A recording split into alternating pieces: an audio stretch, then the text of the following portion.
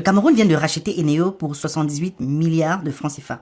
Et j'ai vu beaucoup de Camerounais entrer dans une sorte de béatitude nationale, comme si on venait de leur rendre leur souveraineté confisquée depuis des décennies. Alors je ne suis pas là pour jouer au prophète de malheur, mais juste pour remettre les choses dans leur contexte calmement, pour que vous compreniez ce qui est en train de se passer et évitiez donc de tomber dans les pièges de la manipulation. Salut à tous, bienvenue sur ActuKey. Abonnez-vous, likez et commentez. Regardons la vidéo et on revient très bientôt. Déjà, il est important de comprendre comment ça fonctionne au Cameroun. Alors au Cameroun, la lumière qui arrive dans vos maisons ne sort pas directement des bureaux d'Eneo. Alors tu as d'abord les producteurs qui fabriquent l'électricité, c'est-à-dire ici on a les barrages publics gérés par EDC pour le compte de l'État comme Mevele, des centrales privées comme Kribi, KPDC au gaz, Dibanda au thermique et maintenant on a des géants comme Natigal via la société NHPC, un consortium où tu retrouves Électricité de France, SFI de la Banque mondiale, l'État camerounais et d'autres actionnaires. Et au Cameroun, des producteurs sont majoritairement étrangers. À Kribi par exemple, la Power Development Company, la Dibanda Power Development Company sont des montages où le contrôle opérationnel est surtout entre les mains des acteurs privés internationaux et surtout à Nactigal. Là, c'est encore plus flagrant. Énergie de France détient 40% des parts, suivi de la Société financière internationale de la Banque mondiale qui détient 20% des parts, Africa 50, un fonds panafricain lié à la BAD qui détient 15%, la Stoa Infra Energy 10% et l'État camerounais seulement 15%. Tu vois déjà que rien qu'à ce niveau de la production, la souveraineté est déjà très relative. Alors ensuite vient Sonatrel, une entreprise publique qui a le monopole du transport haute tension et joue le rôle de colonne vertébrale du réseau. Et au bout de la chaîne, tu retrouve donc Eneo, qui est à la fois un producteur historique d'une partie de l'énergie, mais surtout concessionnaire de la distribution et de la commercialisation auprès d'environ 1,7 million de clients. Alors voilà à peu près le schéma général au Cameroun. En fin 2024, selon les documents officiels du secteur, Eneo avait accumulé environ 800 milliards de francs CFA de dettes, dont 500 milliards rien qu'envers ses fournisseurs. Ce dont on vient de parler. Une grande partie des dettes viennent de l'État lui-même, c'est-à-dire les ministères, les collectivités, les entreprises publiques, les services administratifs qui sont de très mauvais payeurs tout simplement. On a des paiements en retard, mais beaucoup de structures publiques ne payent pas leurs factures. Alors, donc au milieu de tout ça, tu as le grand barrage de Nactigal, 420 MW, environ 1,2 milliard d'euros d'investissement et un contrat qui prévoit qu'une fois la centrale pleinement en service, Eneo ou à défaut, l'État doit verser à la NHPC 10 milliards de francs CFA par mois, même si le réseau n'arrive pas encore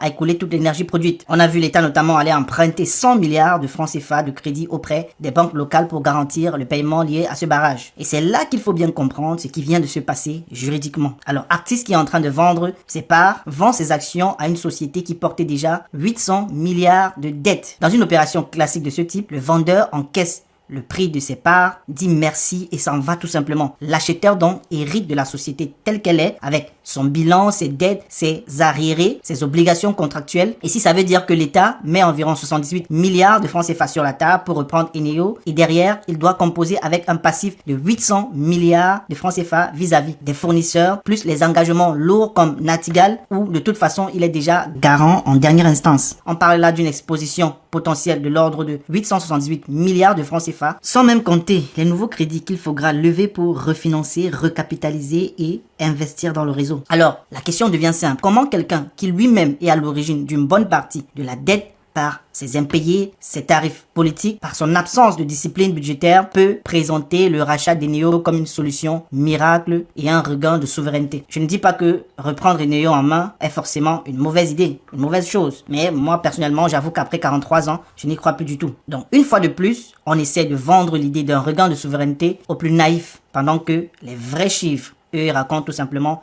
une histoire beaucoup moins romantique. Si tu vis en Europe ou en Amérique, et si tu veux investir sans te casser la tête, j'ai créé une formation complète où je te montre comment automatiser tes investissements de façon mensuelle, sans perte de temps et surtout sans payer de frais cachés. Donc, si tu veux apprendre comment investir automatiquement sur les marchés financiers avec les meilleures plateformes et les plus faibles frais du marché, clique sur le lien dans ma biographie.